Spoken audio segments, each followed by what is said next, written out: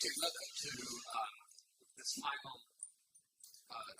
panel discussion to close this very rich and wonderful conference. Thank you, Fiona. That was really great. So I'm supposed to lead this rather than just chair this. So maybe I'll start with a couple of remarks, and then I think everybody else has has the same number of remarks for 2 or 3 minutes. So I wanted to start by just drawing attention to a parallel between the whole problem of sensory substitution and the much discussed issue of Molyneux's question. I was recently told that used to be pronounced Molyneux, but I'll stick with the Molyneux pronunciation. In Fiona's talk and also in Amir's talk, there was mention of the work that Pavan Sinha had done with Project Prakash in India, where a large number of people who were completely blind due to a cataract their sight was restored by the removal of the cataract, and they did all this wonderful work under the guise of a grant from the Institutes of Research, or whatever they're called in the United States, to study Molyneux's question. So they found, much as people did find with sensory substitution devices, that these individuals learned in a fairly short period of time, a few days, how to recognize figures, recognize object occlusion. They found that some of the same sorts of techniques might have been useful, namely movement and so on. So all of these things are in parallel. But there is one very striking divergence between what Pavan Sinha discovered and what goes on with SSDs, as was illustrated by the videos shown by Maurice yesterday and Michael today. And that divergence is that the Pavan Sinha subjects had absolutely no problem with visual location. So the moment their sight was restored, they could point to or turn to a source of light. They had no difficulty doing that whatsoever. Whereas in sensory substitution, of course, that comes quite soon, but nevertheless, it's a learned skill to find out where objects are so that you can step around them or step over them or whatever. I'd be interested if I'm exaggerating this. Now, as far as I know, there's no data or observation in the Pavan Sinha data that indicates whether this is restricted to navigational skills, that is to say, in extrapersonal space, or also it relates to reaching and grasping skills, that's to say, in peripersonal space. I don't know about that. But I do know that at least in extrapersonal space, they have no trouble with visual location. Now, why is that? Why is there this divergence between the two? And one reason it seems to me, and again, it would be useful to be corrected on this if I'm wrong, is that I've recently argued that Kant's theory of the representation of space is essentially correct, and that it is premodal, and that the various senses fit objects into a premodal template, if you like, for space. Now, SSDs clearly do not use that premodal template. So this is most evident, of course, with voice. With voice, the up and down dimension is represented by a tone. So there's a visual, sort of an auditory feature which is being used to represent one dimension of space. With TVSS, it's less evident because at TVSS, there is something like a retinal image projected onto the body. But here again, the bodily orientations don't translate very well into extrapersonal, interperipersonal or extrapersonal spatial directions. Because as Malika pointed out in her talk yesterday, the talk that she'd written with Ophelia, that the orientation of letters, so a B versus a D or a P versus a Q, these vary, they mirror invert depending on whether they're projected onto the stomach or to the back.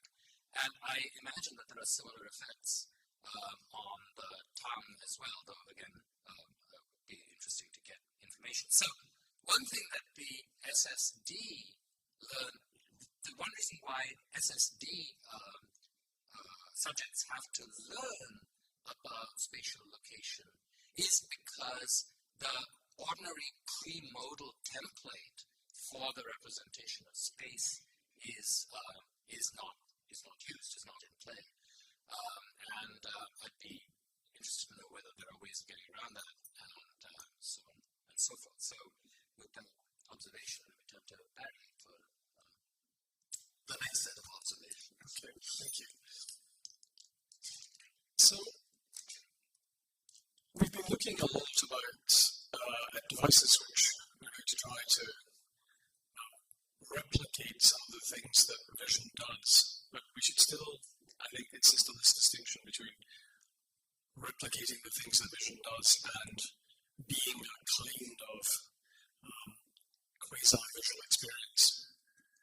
Because it may be that we have to, as somebody said in the last talk, it was Michael, we don't learn to see in a day. So as you've had to put things together, as you've had to bring information together, there's a lot of binding to do, there's a lot of multi-sensory integration because you're moving around the world and you're never just getting information through one sense modality. You're always simultaneously receiving information from many modalities at once. So in the normal, traditionally developing case, you're getting a lot of information, but you're relying on vision to give you that quick information, sort of immediate sense of a layout in front of you that you can interact with and navigate.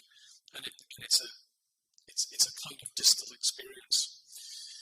So the question is whether, by turning to the proximal senses, you can actually get them to take on some of these more distal aspects. Can you, by training and by particular instruction and ways of thinking about what you're doing, can you actually disconnect, unknit some of the elements that go into vision and reknit them or reconnect them or rebind them with something that goes on in, say, hearing or in tactile experience? And it's interesting that we talk about the proximal senses because you might think, well, hearing is a sort of distal sense. You're pretty aware of the traffic out there on the mall and the sirens and the rattling of the coffee cups next door. But of course, in these devices that we're using, you're actually giving people headphones. You're giving them the kind of auditory experience which is deliberately not giving them information about location and source. So what you're trying to do is graft onto variations in the proximal stimuli that you're getting, ways of recognizing how that might correlate with or provide information about a distal scene, a distal layout. And I think when you do that, you might replicate some of the properties of experience that vision automatically provides, and you might certainly provide subjects who are using the SSDs with some of the capacities to navigate that people ordinarily exercise when using vision. But it's not obvious that there's something visual here. It's just that most of those dimensions of there being something out there, the feeling of being in a larger space, in the presence of objects where you're having to navigate and orientate yourself towards, these are things which normally come with vision, but when you recreate them or you recreate some of them in tactile or auditory senses, it doesn't mean you're recreating visual experience. You're very likely to have people using that vocabulary, using that way of talking and classifying. Oh, it's as if I see through the sounds. what other vocabulary have they got if they have previously thought that that was just a property of the visual system, to have this sense of distal experience? And of course, given that they also know that hearing has a distal aspect, that ought to make it easier for them to, as it were, bridge the idea that other modalities can take on some of these features which are not exclusive to vision. So why do we still think that what's happening there is somehow vision? I don't think it really is sensory substitution. I just think it's augmenting one sense with some of the properties that are usually turning up in visual experience. And by augmenting the other sense, then you might think of them as sort of visual, but I don't think they really are. So I don't think I'm seeing good examples of what I think real substitution would be. Finally, when one is thinking about the difference between congenitally blind subjects and late blind subjects, of course that's going to make a huge difference. And I'm interested in whether giving somebody that sense of space is giving them something which, again, is an augmentation of a particular sense. It's giving them something new, but they wouldn't necessarily be thinking of it in a distinctively visual way, and they wouldn't necessarily be treating what's now happening in that new modality as anything other than a kind of enlargement or extension of what that modality could do. So again, I think the congenitally blind case, although it's different from the late blind case, could be used as an analogy for seeing why we're not actually replacing something visual. And interesting again that vision is doing so much work for blinding. I was fascinated by what Ron and Maurice said, and I want to follow up and hear more eventually, but by the idea that there isn't so much acuity in taste and flavour perception in congenitally blind subjects, as if because they're not first seeing what they're about to eat and selecting what they might eat visually, and because they have great anticipation and a little bit of dread about what's going to be brought to the mouth, they're not therefore using all those bits of apparatus that we normally use as supports to bind things. And I think I saw Amir as his talk as suggesting when you want to do something to augment, or if we use the word substitute, you turn to other modal properties that can be around, not necessarily natural if they're innate and you can exploit them, but if not, you might even turn to some artificial ones to try to get you a little bit of leverage, to allow you to do a bit of the binding and the reconstituting of a new and enlarged sense in a way that you couldn't do if you didn't have something like vision to start with, if you're congenitally blind. Okay, I'll stop there. So just 3 points. Thank you, Mary. The first one, exploring things about perception, then what it is much more than unisensory.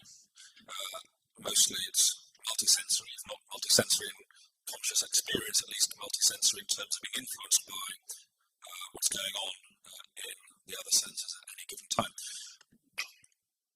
By contrast, maybe what most sensory substitution devices seem to be trying to deliver is a unisensory experience, unlike our regular multisensory influenced experience of the world.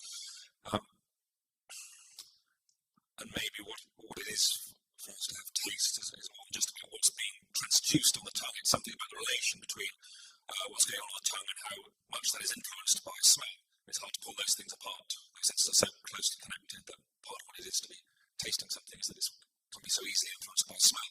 Not so perhaps what we hear, that doesn't have such a close relation or influence on the sense of taste.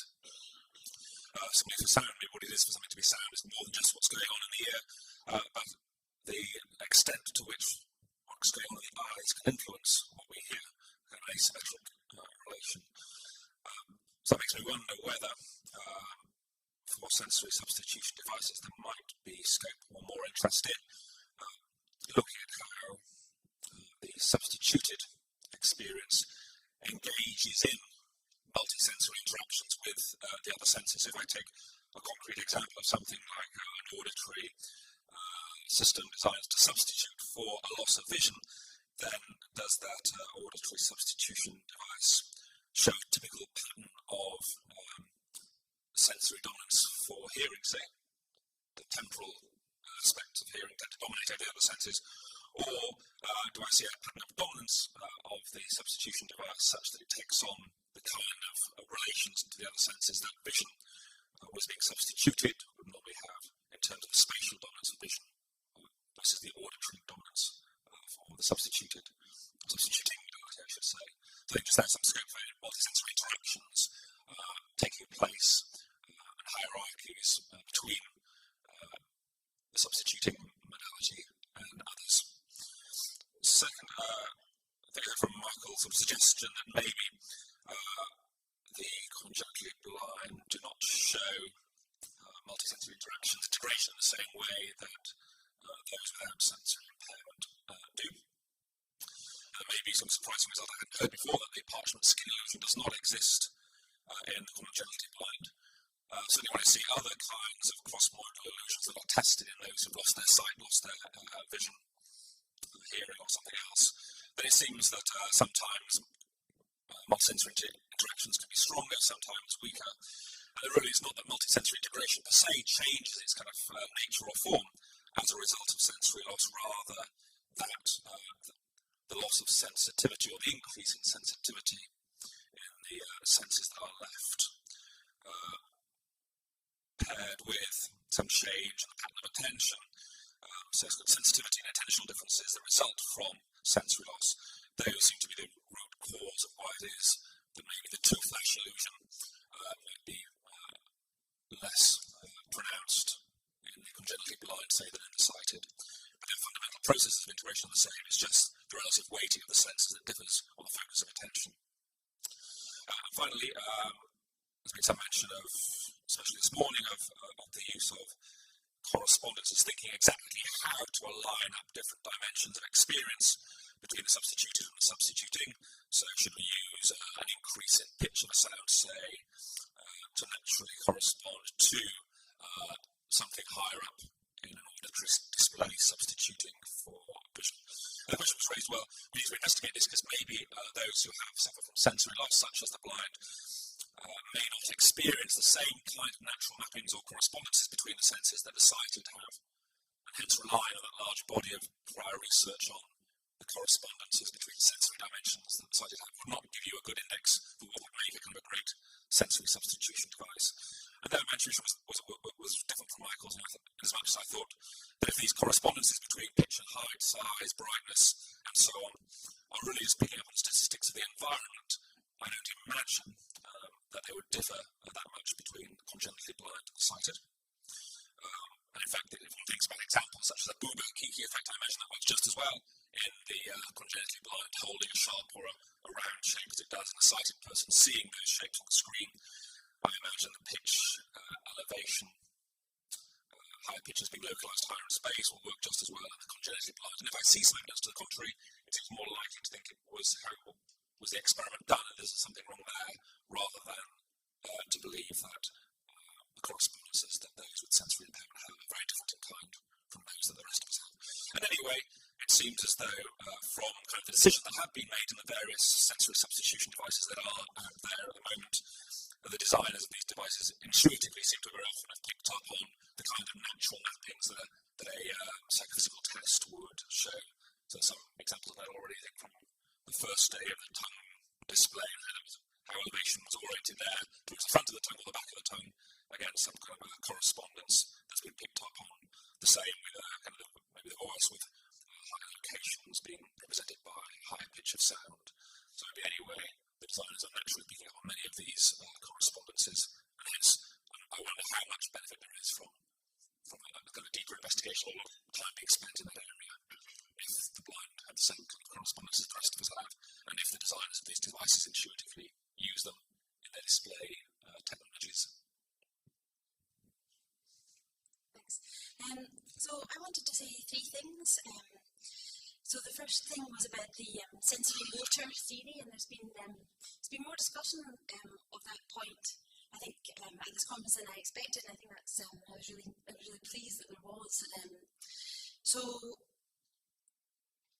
after listening to Robert's talk and after talking to him a little bit in the break, it seems to me that on the sensory motor hypothesis, I take it that the idea would be that it's sensory and then particularly so it's got to be sensory motor for Kevin. You've got to have sort of self-movement. It's sensory motor knowledge that sort of determines and constitutes conscious experience. And so the question is that required, or in what ways can we preserve something of that approach, but not sort of go as far as that?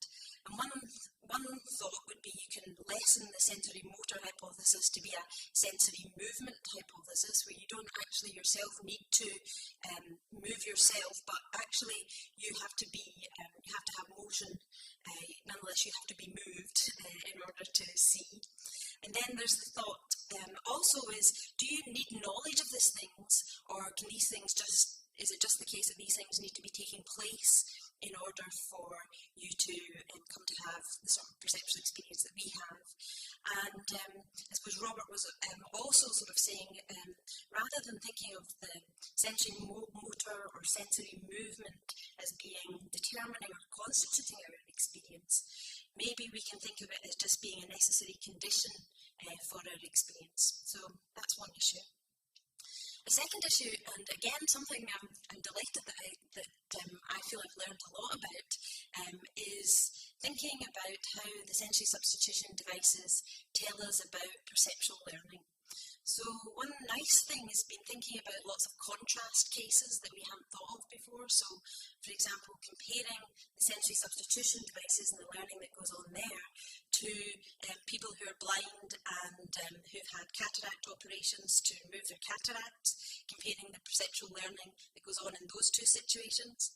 Also, thinking about comparing and contrasting different devices and thinking about what happens if you use them in tandem. I think that's fascinating. And also comparing sensory substitution devices to things like inverting lenses and the sorts of perceptual learning that goes on in those cases. And then finally, also thinking about what you might think of as very basic sensory substitution systems. So Derek spoke about Pavlov's bell as being some very basic form of sensory substitution system. So should you think of that as a sensory substitution system? Is the kind of learning that goes on in that case the same as goes on in more complex sensory substitution devices? And also thinking of things like Braille and sign language being forms of sensory substitution devices, I think is very interesting. We've also learned in the cases of perceptual learning about how fast there are large-scale changes in the brain, and also how fast it seems your perceptual experience can change on the basis of being told something, and on the basis of, in the case of the FedEx case, being told there's a hidden arrow there. And Lika's work was very interesting in this respect, telling people how the device works and what they're getting information about seemed to make a big difference all of a sudden to what people could do. And so that makes us think about the interaction between perception and cognition. How fast can they interact? How fast do they change each other? And also worrying about whether we can really draw a nice, sharp, clear distinction between perception and cognition is obviously something that's come up a lot during the conference. And then finally, there's the issue of the nature of the experience in question. And I'm trying to think of who are the experimenters that think there is a new kind of experience, be it amodal or in the substituted modality. And I think that Peter Koenig thinks there's a new kind of experience in his field space belt.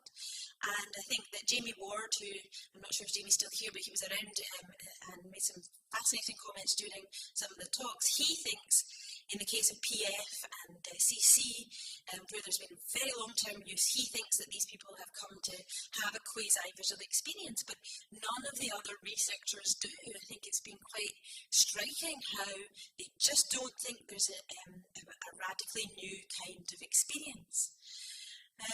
However, I think one of one of the biggest lessons is maybe to learn not to generalise too much about these cases. We've seen what big differences there are in the congenitally blind, the early blind, the late blind, sighted people. We've thought a lot about the differences between what goes on in different devices and what goes on in virtue of various different sorts of training regimes. So it's very difficult to say what's taking place, that's for sure. But I'd worry about people overgeneralising and saying you never get an experience or you only get an experience of this type or whatever. I think we need to be we need to pay attention to the fine-grained details of the cases. Okay, I have to improvise something on the spot because I didn't realize. But I think one thing that I'm taking from this meeting and then trying to connect it to some of the looking into the future and what we need to do as from the rehab perspective is the issue of capacity. And it really seems like we are missing a lot of information in the information theory and the bit sense, and we need to compensate it. And in relation to this, I think there is several points. One of them is the point of view of the singularity. We have exponential growth in the amount of technology we need to adapt to all the time, and our brain seems to have the capability to do it. But on the other hand, what we try to do is to try and substitute in a very limited way. So taking this together with the fact that we need to, as a community, come up with new solutions, maybe some of the thoughts that of taking these two together is along several lines. One of them is opening new capacities. So for example, maybe we need to put a lot of effort into the restoration that is going to be more and more central in the terms of rehab, and use it as a channel to ask all the questions that we are struggling with for the last several decades with sensory substitution, and to try to get the knowledge being transferred into this domain, because this certainly starts to open more and more capacity. The second thing that we didn't deal with too much is the fact that we're putting one modality on top of another modality that is being used in the same time. It was not tackled upon the meeting, and this raises a lot of perceptual, learning, attentional, philosophical, brain mechanism issues. The third is the notion that we might have modules in the mail that are amodal, premodal, and it seems like using this we are able to go and tap into this. So this is another thing that we need to see how much it really is like this, how much is dependent on critical period, how much can we open, close, extend, and use it. One point which was not also raised, it will be, I think, more and more interesting, is how do we combine with things that the computers will do with us, and artificial vision and computer vision, with what we do with daily basis, and how the structures in the brain limits our interaction with these processes as sighted individuals or as multisensory individuals, as Charles say, and I totally agree. We need to do it all the time by this exponential growth of the technology, and I think it will be very interesting to see how the classic sensory processing would interact with this computer vision for sensory substitution, for rehab, and so on and so forth. And I think the last point that maybe one of the future direction of sensory substitution would be to do things much more through the web and through experiencing the world and training the world and doing all this using smartphone that you walked with and using web application, and this will open another set of things that as a community we can continue to develop and to attract. And maybe the last point is combining with these modules that we might have in the brain and tasks we need to do in sensory motor integration. Maybe at the moment we need to focus on very specific steps. Instead of saying we will create a TV that would replace vision, try to tackle specific functions that would be most useful to enhance and are needed by the blind individuals, maybe tackle it from a multisensory perspective and build things that are very good at enhancing very specific things that would really be helpful for rehabilitation. Okay, so I'd like to open this up. Can I make a suggestion that we start from the comments on what the panel has said and then go on to your own thoughts? So if you have your own thoughts, can we introduce this new system? Have your own thoughts. And you have a thought that relates to one from the panel, then don't get it like that. Now, give some priority to one to go. I'm in the second.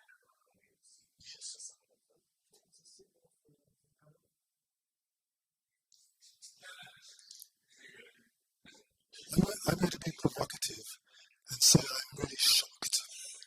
I'm really shocked by the fact that these philosophers have not yet realized that vision is not one single thing.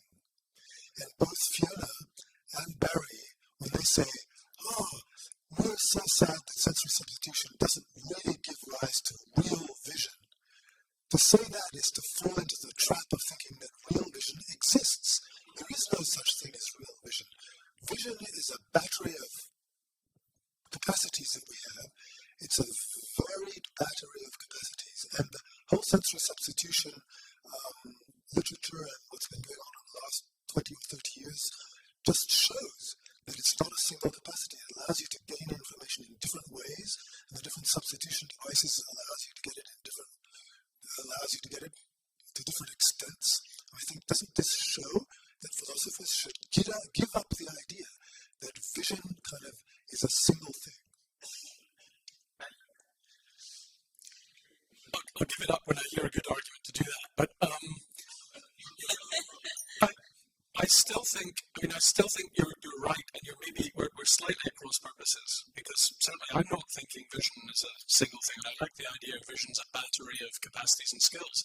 My thought was that when you graft some of those capacities, when you decouple them and graft some of those onto another modality, you now get that not a new modality, you get that modality enhanced to take on some of the capacities that are usually found in vision. But it would be a mistake to say, therefore they're visual. That would be a mistake. But even modalities don't exist.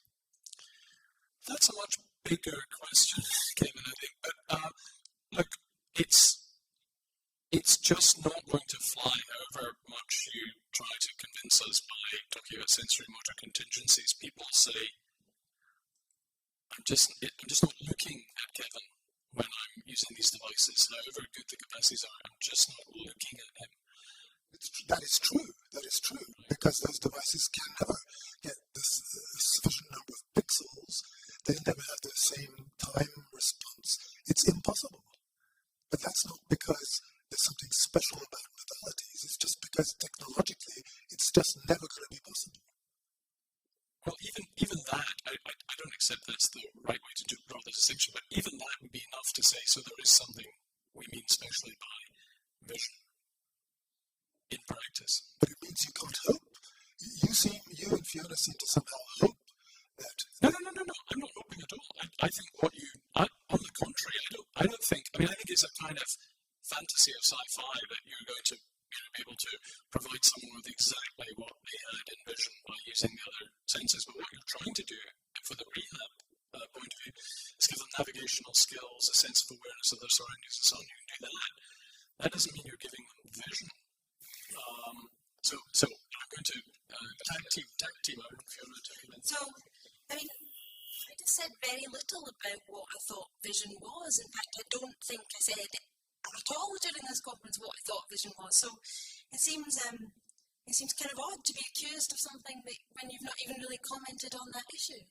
I agree that there are many elements that go to make up our vision. There are many capacities that we may be able to pull apart. What I'm particularly interested in as a philosopher is the nature of visual experience, and that's a distinct thing from vision, the capacity. And within visual experience, I'm particularly interested in what elements can be pulled apart and what cannot. The whole purpose of my introductory talk was to ask, can you have 2D vision, or can you have 2D perceptual experience? Do we have 3D perceptual experience? It was to ask, is our forum visual experience, is it dissociable from colour? Is it dissociable from other properties? So my whole talk was about trying to investigate the elements of perceptual experience and how they go together and how they might come apart. So, sorry, what did you say?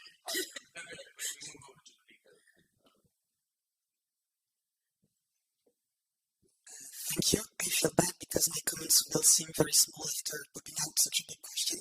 So, first, Barry, I think that within the scientific community of people working on sensory substitution, we are the majority that thinks that indeed it's not a correct word, and there's plenty of paper and people like Chardonnay who proposed perceptual supplementation.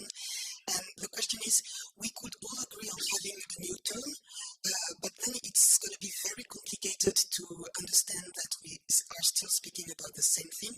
So both are nice, and it might be laziness that makes us using these words, but really we're not a lot that really thinks that it's the correct word. So I have no idea if we should change it, but for sure we agree on the fact that it's not. Quick comment to Charles. You were saying that we shouldn't investigate if cross-modal correspondences were the same for blind and sighted person. And your argument was to say it's because cross-modal correspondences comes from extraction of the same statistics in the environment. But now I do not see it as an argument because there's no reason why blind and sighted would extract the same statistics. Let's say, for example, that there is a correspondence between size and visual elevation. It might come from the fact that the more an object is going toward the sky, the smaller it is. But this might be an extraction of a statistic that is given more to people that has vision, whereas in touch, if you move up, the object has the same size. So still, we can think that there are different extraction of statistics in blind and sighted that could give rise to different cross-modal correspondences.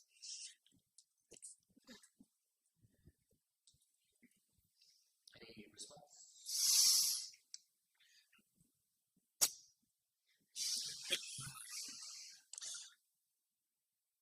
I guess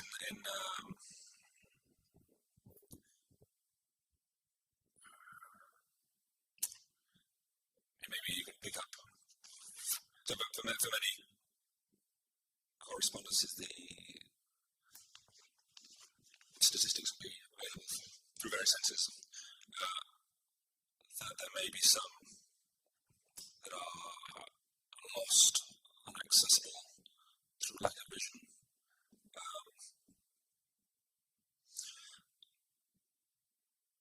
Perhaps. Maybe it takes time that if they're transitive, maybe you can pick them up and infer them without directly having access to the visual size.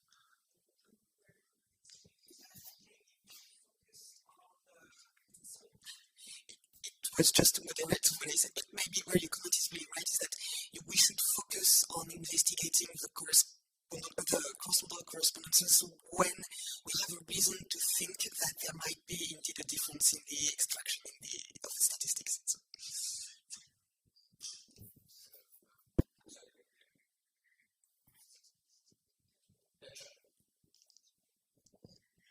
Yeah, I think my point would relate mostly to what Amir said. And I'm not sure whether that has been mentioned now in the conference already. I was just wondering whether it really makes sense to have a sensory substitution device that just translates the basic visual features into sounds, let's say. So that just translates luminance and edges and contours and maybe color or motion into sounds, because then the whole feature integration has to be done cognitively or has to be learned again by the blind, let's say. And if I'm seeing, I'm not just seeing a patch of luminances and edges and contours, I actually have to do feature integration and gestalt integration and so on.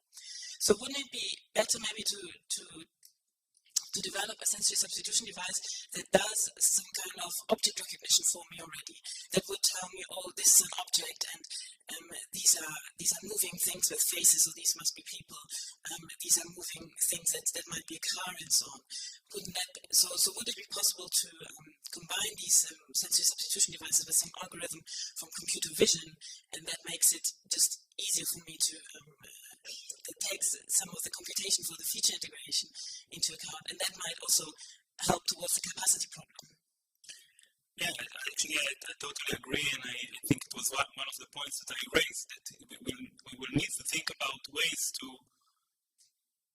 combine some things that will be done by artificial intelligence, by computer vision, and by these algorithms with things that we will leave to our brain. Because it's very clear from the numbers that we are missing. We don't miss a lot of neurons, but we are missing a lot of channel to provide the information. And the same would be applied also to sensory augmentation.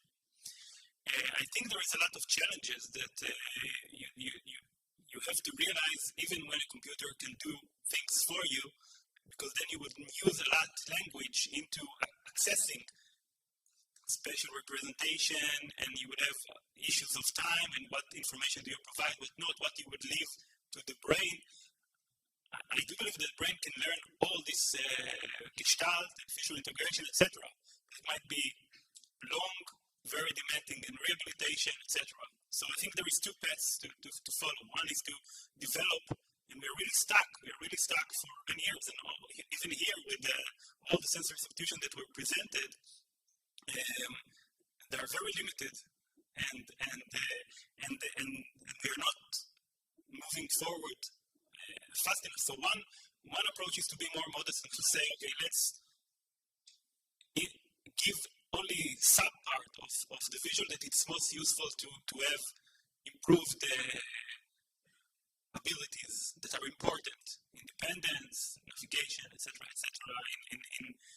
in limited scenarios, etc. And the other would be to say, okay, what did we learn from the huge challenge to replace the entire and do all this integration by combining a lot of simultaneous or semi-simultaneous information into integrated with things that will be done for us as sighted or for blind, for supplying this information, and how to combine these two different approaches. So I think it will be a very interesting path that will come very, very quick in the next several years. So it will be very interesting.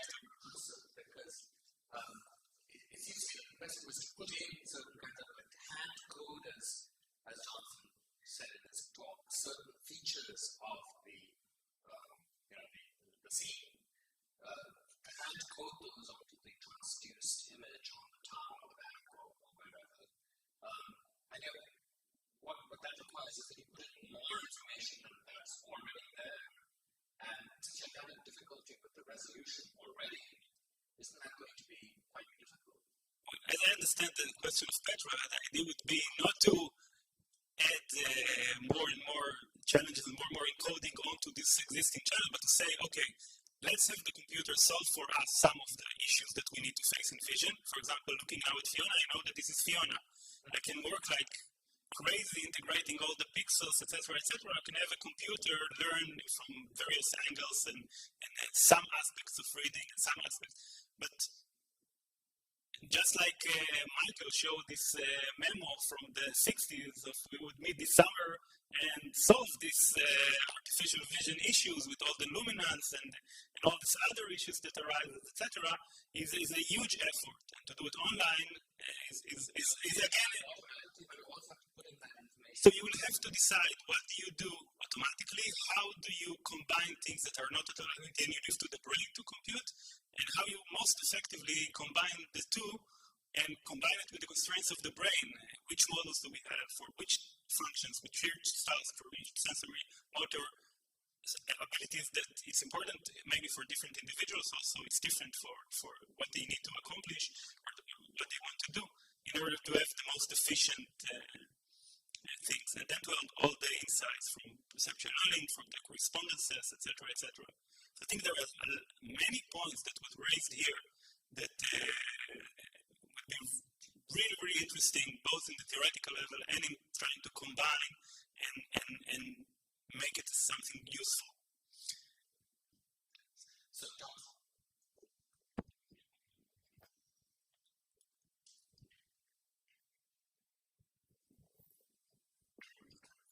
I wanted to offer an uncharacteristically optimistic thought in response to something that Charles Spence was raising. So Charles was observing that experience under SSD is typically unimodal as opposed to our normal experience, and so there might be systematic things that are missing from the kinds of experiences we can produce under SSD for that reason.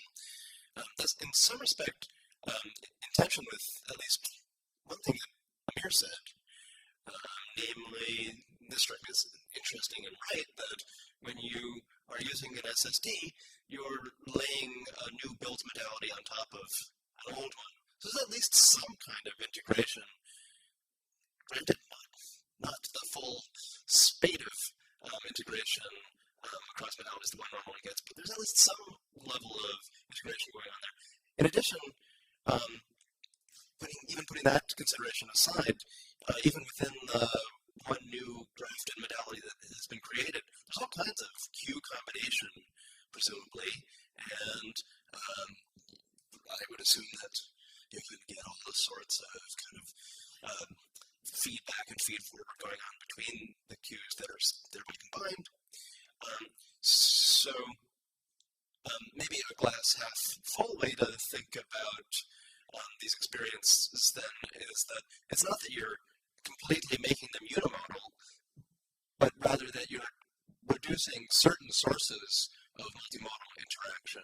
And I guess that really raises for me the super interesting question of exactly how does that reduction affect the capacities for perceptual learning negatively? Maybe we'll find out this afternoon when we get to try some of these devices, whether it's really the case that when you're layering as an auditory substitution device on top of regular hearing, does that actually give you any rise to any integration or not between those two channels? Which is it not? It's going to sort of shift your focus of attention from the background auditory system to the device that's been layered on top that's using the same. But of course, that's something that happens in ordinary perceptual integration also. So that's just a package. Not necessarily integration, but you can switch between one source or channel of information and another one. Okay, let's not fight over the word integration, but certainly this is part of what happens to a normal multisensory individual interacting with lots of different sense modalities. I mean, one thing you can do when you have lots of information coming in is you can decide, or sometimes you can't, but so one strategy that can happen to you is you can decide, I will computationally stick those two sources together and drive some output. Another thing that you can do is you can have one source of information dominate over the other. So it looks to me like it's a microcosm. Maybe for me, the curious thing is you say, well, surely there's lots of integration within a sensory modality, different Q combinations, certainly true. Also, lots of combination between senses, certainly true. But I think those aren't one and the same thing. There are certain examples of sensory integration that you don't find when you combine two visual cues in the same way. So say maybe a multi-sensory event will pop out of the background in a way that a multi-featured visual object will not. No matter how many visual cues you put in there, there are 3 or 4 kind of at least now already well-documented cases in which multi-sensory integration is different in kind from unisensory integration. And that then maybe raises a kind of question. Is the auditory substitution device, if that interacts with regular audition, does the combination of those two channels behave like, does it obey the rules of just intramodal integration, or can you actually have kind of multisensory, something, hallmarks of multisensory integration occurring within two auditory systems that are treated by the brain as representing in some way a visual and an auditory? Yeah, I think it's, just to comment on this, I think it's a fascinating question that was not studied enough. First of all, I definitely am not saying that automatically you can represent both of them in the the same time and treat it as two entities without a problem. That's definitely not the case. They would need to learn, and I think it's 100% correct that we need to do very quick, and we can do very quick attentional shifts. They could be just an anecdotal observation in the movies that I show you, and in the experiment that they need to do facial orientation or facial expression. They had like a really cumbersome headphone, and they couldn't talk with us at the same time and do this, and they do it by jumping. But it might be that in some cases, if the object make a noise and also available from the substitution, you would start having these correspondences within the modality. In some cases, it will interfere, and then it will be treated as two different senses, or it's then you start seeing some ventriloquism effects as they sound you hear out there get ventriloquized towards the substituted.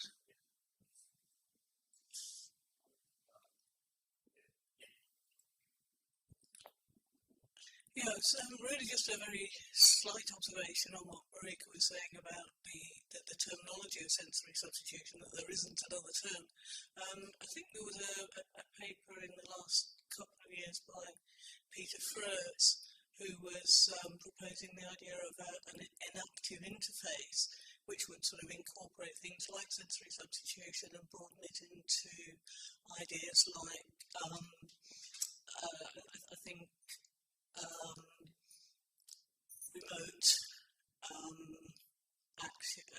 remote control systems or computer-aided surgery. So broadening it from what we usually think of as sensory substitution into a range of what you call technological interfaces, and specifically some focusing on enactive interfaces as being something I think perceptual.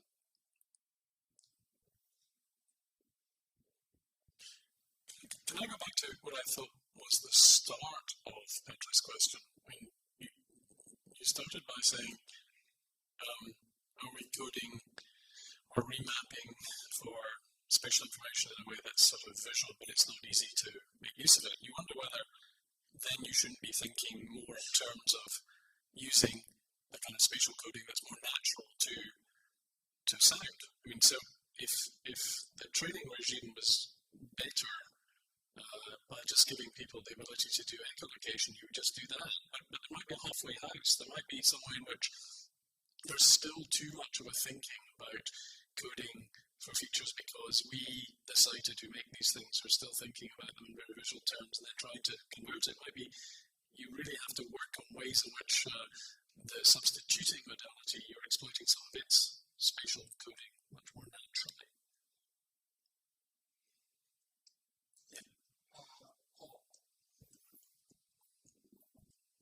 So this is shoehorning in what might be an independent thought into a comment on Barry and Fiona.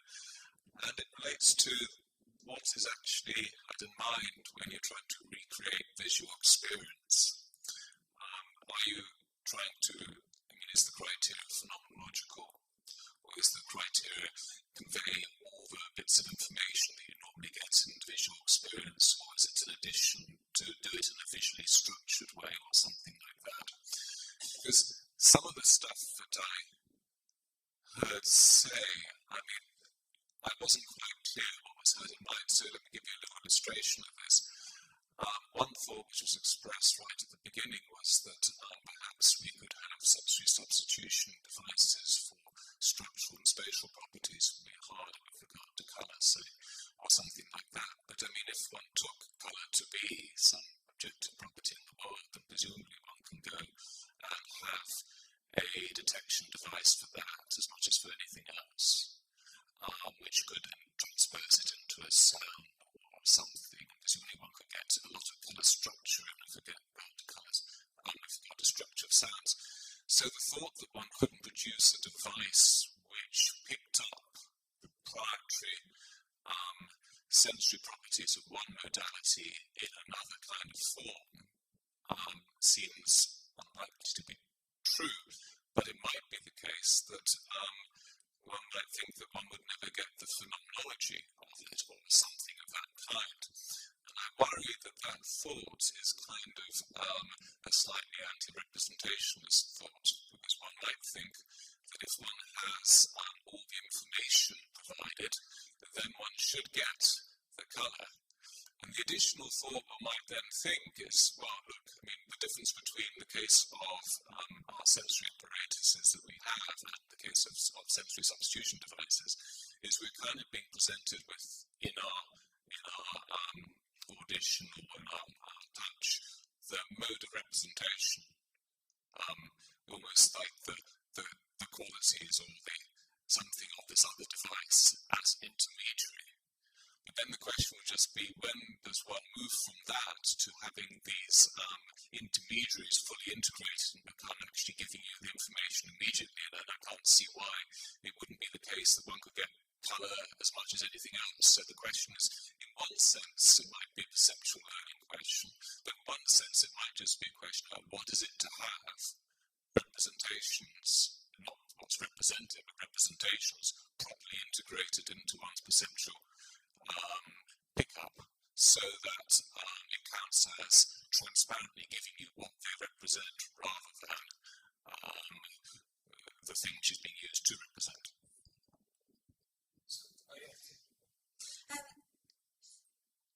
So I think it's a really good question. So what precisely do you need? What elements need to feature in an experience in order to make it visual? And I think the thing that we, whether or not this is essential for vision or not, I don't know. But the feature that we're all focused in on, I think we should be focusing in on, is distal or information about distal forum. I think that's sort of, if we could have experiences of distal forum, then I don't mind whether we call them amodal or whether we call them visual. It's certainly it would be giving blind people something that they don't have. And I think that's hugely important. And I think you're exactly right that the issue of representationalism is precisely addressed by thinking about if you get the information, maybe precisely the right information into a subject, is that enough to reproduce the phenomenology that we typically have if you take two people, one person who's an ordinary human being who has all their full capacities that human beings typically have, if you can get information into another person, is that enough to recreate the phenomenology? And it's just unclear, I think, whether we should think that that's enough or whether there's some extra special feeling that comes along or whether some feeling needs to come along at all. I think we just really don't know the answers to those questions. But I think this is one reason why sensory substitution devices are really important for philosophers to think about, precisely because it sort of really forces us to think hard about those issues. But I don't know the answer. So one thing I wanted to say is that the sort of question that you've raised comes up quite a lot in discussions of pictorial representation. So there's the content that you can convey to somebody, and then Nelson Goodman pointed out the various formats in which you can convey to people, so it can be analog, digital, etc. But there's also this further question of whether the form in which you convey the content or the representation to somebody is usable by the sensory system in question. So if you present pictorial information in such a way that the visual system cannot process it, you don't actually get a picture. Now, what's striking about sensory substitution is that this last criterion has to be cross-modally applied. That is to say, you have to get to the tactile or the motoric system information that is normally processed by the visual system and presented in a way that is easy for the substituting systems to process. Right? So I don't think it's a challenge to representation as such. It's just a practical question or technological question of how to use the information that's given. And that's partly a question of format and partly a question of using system barriers to get it. Yeah, I still think the phenomenology point ought to be lost sight of here. It may be that using a particular form of coding is going to at first seem very artificial. You said, okay, we can code for colors if they're real properties in the world. That's right. Look, Morse code can be used to code for speech, right? Now, at first when somebody's jotting it down and doing the laborious translation, it seems like very different from the experience of speech. But to use Fiona and Malika's analogy, eventually when they get a kind of fluency, they might just begin to hear what is said. They might just begin to feel, they might talk about that, hearing what's said. But I think it doesn't, it's a really big open question. I would suspect, I put a strong hunch, it's not the same phenomenology. And it's not God, however fluent they get. But notice you do get another phenomenology, and you get a kind of intermediate phenomenology. So there's something that happens when you start putting it into a new format and using that format very efficiently and fluently that gets you to feel as though you're getting much more direct, immediate uptake from the environment. And comes with that, I think, a kind of phenomenology. But whether it can be exactly the same, and my hunch is not. Don't have an argument for that, but my hunch is not.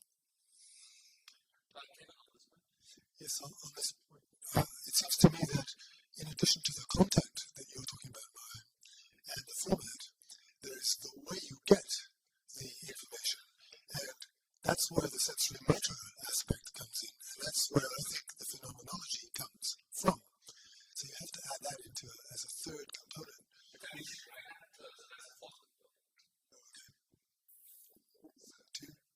Add format and then the way it's picked up, but you want to add the way it's used in my motor system. Right? Well, you say the way it's picked up, but you didn't specify that when you said the way it's picked up, that the actual motor involvement is part of the way, because most people think that the way it's picked up means something like the channel via which it is acquired. But I think the actual motor engagement is part of the phenomenology.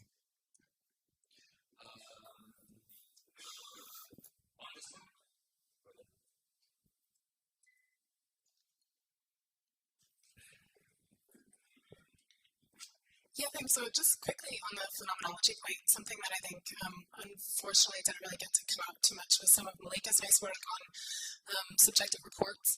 And I think it's really interesting that when people using the device, whether they reported visual or anyway used visual terms to report their conscious experience versus when they used auditory language to report their conscious experience seemed to be really task dependent.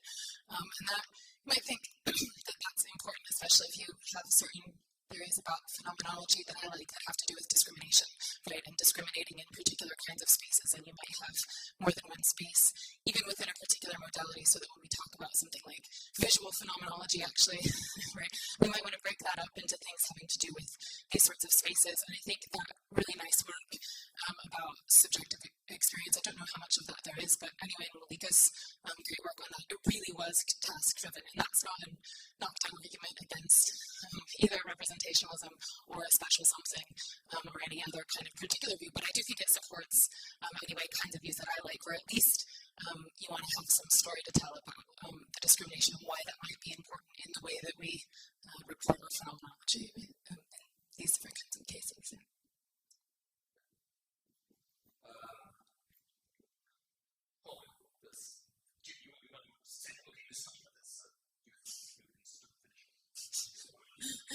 Certainly won't finish it, but so I suppose I hear what you say, Barry, and I kind of agree with it, and I wasn't trying to take it as an objection to representationism because I'm quite fond of a theory, but what I was trying to suggest was perhaps one shouldn't expect the phenomenology, and this is, I think, picks up a little bit of what Fiona says. One shouldn't expect the phenomenology to be exactly the same. And I suppose one of the things which it is interesting to consider, bearing in mind in any of the sensory substitution devices, is that the things that you'll be presented with are going to be integrated with a whole lot of stuff. So it is grafted onto another sensory modality. The extent to which whatever phenomenology you get when you start getting an apprehension of distal objects and perhaps them having certain qualities which convey information of colour or something like that, that should count as a visual phenomenology. I sometimes think in the argumentation that we get a quick and dirty answer to that because we are kind of expecting to be very like ours. That's some people who have vision. And there might be some intermediary which will count as a visual phenomenology. So having that intuition that, it's just not going to be like us is not quite enough, it seems to me. Shut up then. Okay.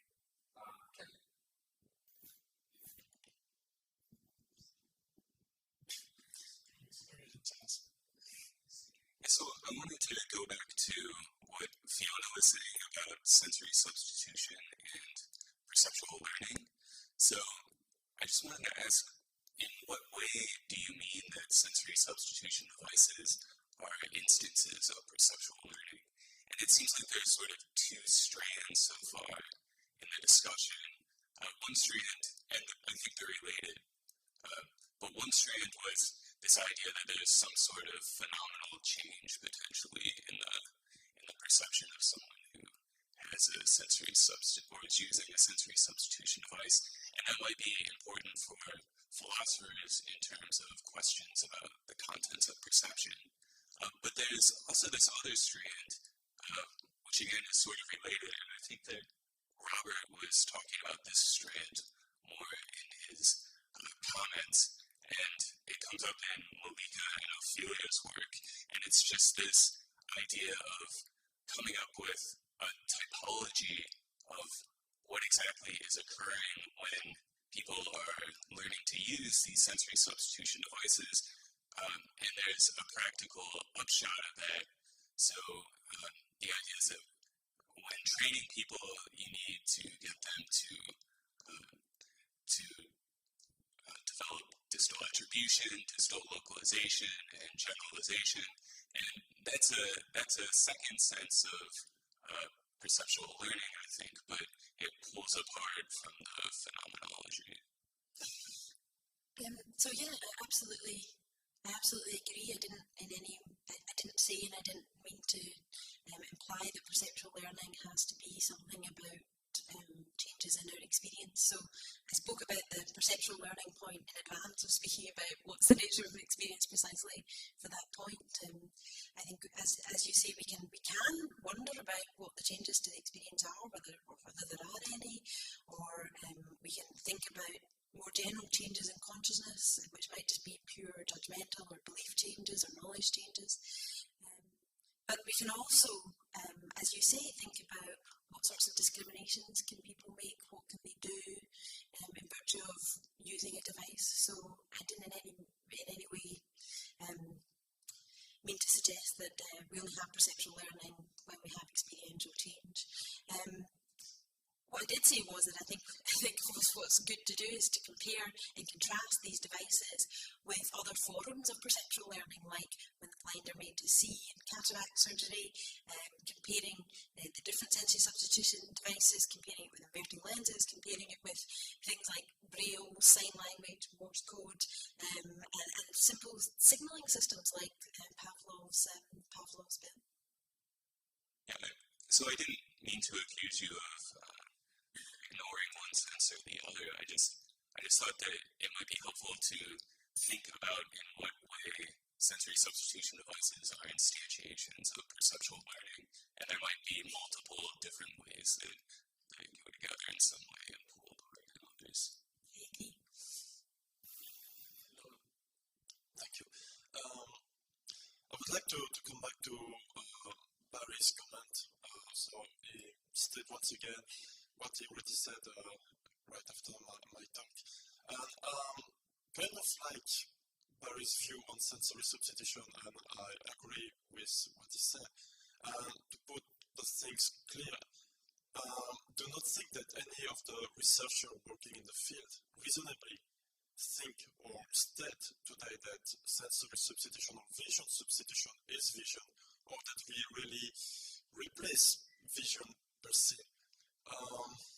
I'm not even sure that science, whatever the method or the orientation of the scientist, could bring a fair response regarding the true subjective experience generated by sensory substitution. When I look through all the work of the researcher presented a very nice work here, what I can say to summarize what we brought to the field is that vision substitution share information with vision, share features, properties, share sometimes some cognitive or perceptual processes, and even neural network. From there, these are elements to discuss, but these are more philosophical questions or thought that should be behind there. I think that science has its own limits. Yeah. No, I agree with that. And I wasn't really trying to be, sort of horribly tough and insisting that you just have to call these things by one name or another. But I do think it's interesting that when you transfer features normally that crop up or turn up in visual experience, you transfer some of those features or some of that information to another modality. There's just a question, and maybe only philosophers care about it, whether what gets transferred is in some sense essentially visual, or just the fact that we only experienced it previously in a visual modality makes us think it's somehow importantly visual, and that therefore that's why the analogy that people have in their way of talking about the seeing to the bottom of the sink, seeing the depth, they use the words, they use the visual talk, but is it just that a sensory substitution device is actually a way of proving that those features are not essentially visual? You could either say those features are essentially visual and we have succeeded in grafting them onto another modality, or you could say the fact that we have got those features turning up and functions turning up elsewhere is exactly to show you that they were not essentially visual. You've got that sort of choice. Yes, I agree with you, and I would add that even most of the brain areas that has been considered for long as visual, now we consider that they are not purely visual, but modal, metamodal.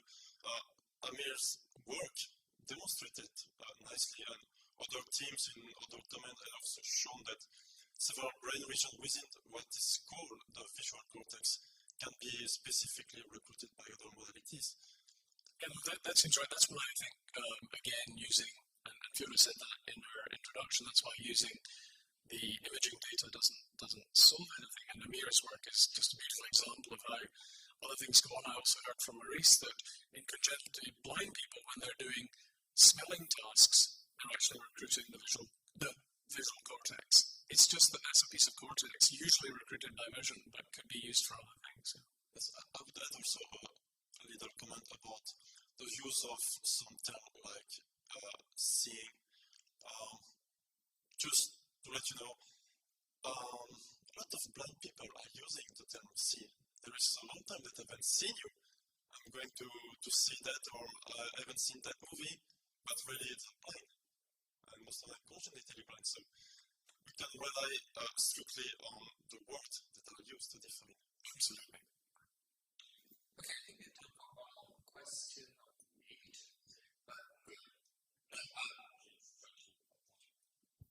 Hello. So I'm not sure if this is going to turn out into a really good question, but I was wondering. So the question is towards be the judge of that.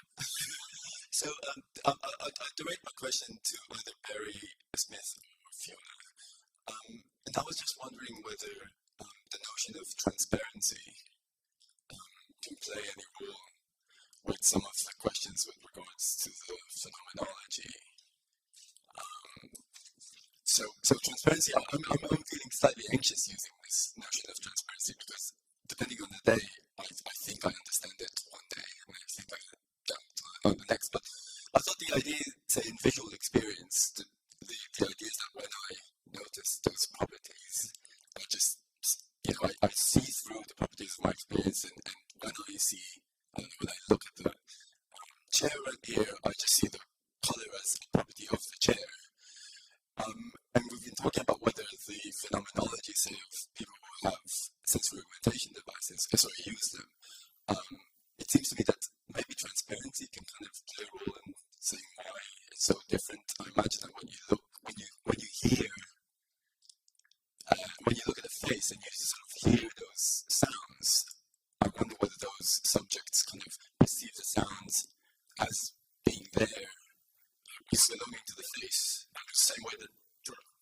That was what I was proposing in my comments, by using transparency as a feature of the visual system, but saying if you could engineer it somehow in the auditory system, then that would be to say that this actually was what you were interested in and aiming for, but it would show, I think, that transparency wasn't an essentially visual modality property. But I think that when you talk about transparency, as you don't get the properties of the experience, you get the properties of the things which are being represented. There are a number of indications that in SSD that kind of thing breaks down. Jerome discussed in detail the question of whether there was a feeling of presence there, which is important. But there's also the question of the affective or hedonic component of perception, which is, we had a lot of discussion about that, is clearly absent, or at least very much diminished in SSDs, which is a very interesting fact about them. So, yeah. Okay. Can I say something about this? Sorry. So, I just don't think it's a settled issue whether we have transparency in vision or not, and whether we have transparency or not in other senses. So, there's just a debate within philosophy about whether there's transparency in vision, and some of Amy Kine's work here is really crucial. So there's a famous quote that everyone quotes. Is it by G.E. Moore? Yeah, it's by G.E. Moore, where everyone quotes G.E. Moore saying, well, of course in vision there's complete transparency. And Amy has pointed out that in the next sentence he goes on to say something like, well, at least a lot of people have thought so, but as a matter of fact, I don't think there is. So I think that it's just not obvious that there is transparency in vision, or that there's always transparency, and it doesn't seem obvious to me that we shouldn't think there's sometimes at least transparency, or maybe always transparency in other modalities. So you might think that we just have access to sounds and we don't have access to features of our experience in virtue of which we hear sounds. In the case of touch, it's very tempting to think that there is not transparency, because we can do two different things in touch. We can pay attention to, if you like, the roundness of a glass when we hold it. We can also pay attention to the indentations on our fingers when we push a glass against our fingers. And those are definitely two different things that one can pay attention to, but I think it would be a mistake to automatically assume that when you're paying attention to the indentations on your fingers, that means you're having a non-transparent experience. It could just be an experience where you're transparently aware of your fingers and their indentations. So that seems right, because I mean the haptic tactile switch, which you can do with a switch of attention, but it's still suggesting that you don't get the feeling at the end of your fingers and the feeling of something in the world. You sort of do an aspect switch. You go from. They might both be transparent experiences, but just different forms of transparent experience. By the way, G. Moore called it diaphanous. Sorry. So it's just about time to close, John. I would very much like to thank Fiona and British Academy for this wonderful conference, and thank you all for coming.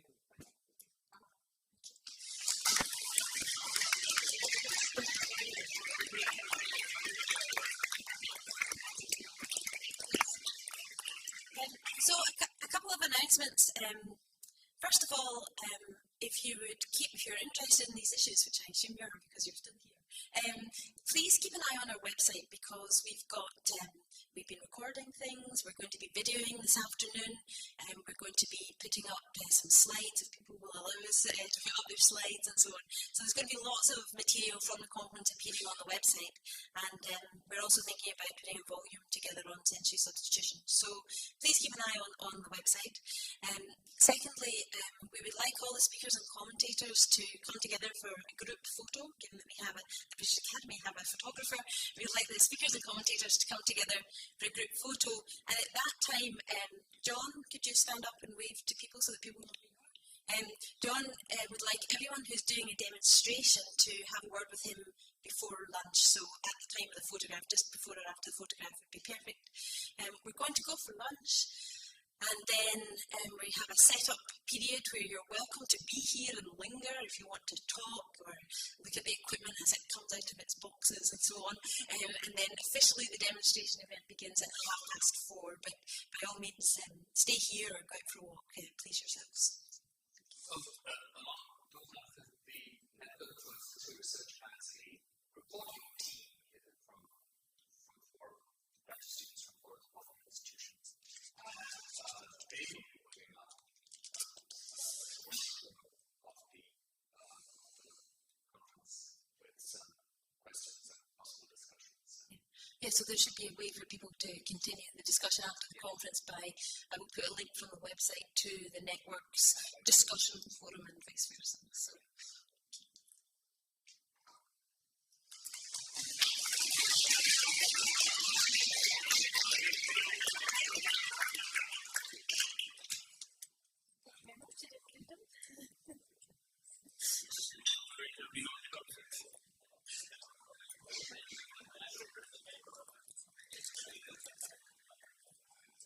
Four abstracts for you yesterday.